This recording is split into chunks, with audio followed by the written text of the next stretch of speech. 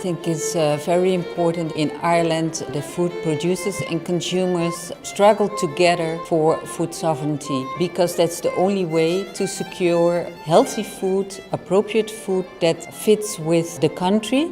It's also a social part of life because food connects.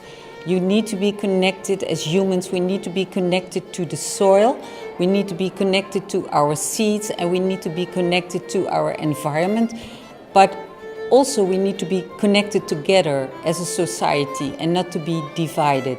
So food sovereignty is a very important tool to develop in Ireland, because it's important for every country, and especially with your history, you know how it feels not to have access to food. But this is a risk for every country in the world at any moment, because we are so dependent on the food system that whenever there comes a crisis or there is any event, could be of climate, could be of war, where cities but also rural areas are completely disconnected of their food, and there can be this hunger problem again.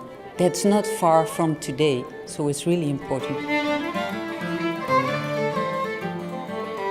I'm Davie Philip. I'm based in Cloughjordan Eco-Village. I work through Cultivate Living and Learning. We're a cooperative that promotes sustainability and educate around resilience and community bottom-up initiatives. This event has really highlighted food sovereignty, but also the connections and relationship that food sovereignty needs to build with co-housing and different initiatives that allow citizens to engage in what sustains them. And so I think all three sessions really was a rich, deep discussion that continues the conversations that we're having, that progresses food sovereignty and citizen approaches to sustaining ourselves. So it's been a fantastic day.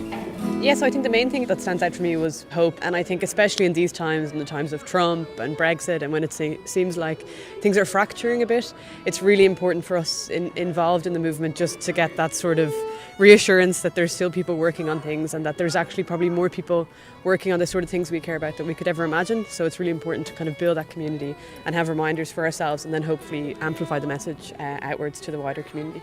Most of our neighbours are, I suppose, closer to their 70s than they are to their 30s, and I'm here to sort of talk to you a little bit about what we're doing, how we're trying to organise ourselves in the context of food sovereignty to deal with the upcoming crisis in Ireland in terms of land ownership and land management and the landscape. Because in 10 or 15 years, most of those farmers won't be farming that land anymore, and we need to think about what's going to be happening in the future. We need to be looking ahead and saying what kind of landscape we want to be looking at in the next 20, 50 years in this country.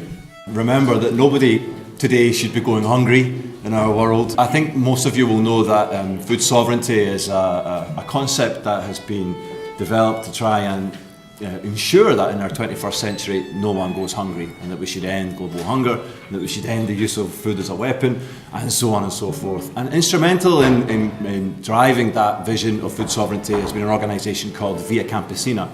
Via Campesina is a global movement of peasants, food producers. We have more than 200 million members in the world. We aim for food sovereignty. It is a social movement, so it's embedded in people. Everyone is elected. We have regions all over the world. We have recognized that we have the same struggles everywhere. We have introduced food sovereignty as another way to define the word that was introduced by the United Nations, food security, because we think that the food system should be in the hands of the people, those that produce and that consume. And we want to connect with all society. We do this in the NUIM movement, the movement for food sovereignty, because not only the food producers are involved, but also the citizens, the population, because everyone needs to eat every day, and together we have to struggle for autonomy on food. Since Via Campesina was founded, we have built strong alliances with several organizations that work on human rights, on development, on environmental issues, because all those issues are linked into the food issue. We see the influence of La Via Campesina growing in all countries, and also towards the institutions. We have quite a good position together with other social movements in the FAO, in the Committee for Food Security. We are gathered together in IPC, the International Planning Committee for Food Sovereignty.